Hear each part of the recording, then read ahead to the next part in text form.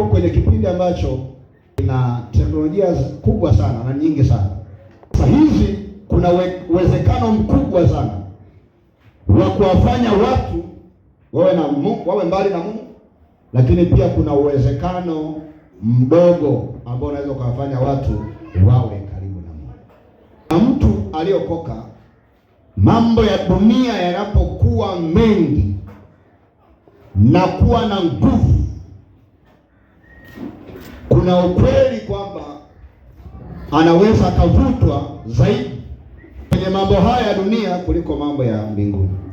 Na mambo ya kiroho yanapokuwa mengi na yana nguvu zaidi, kuna ukweli ya kwamba watu wengi wataokolewa na watamjua Bwana.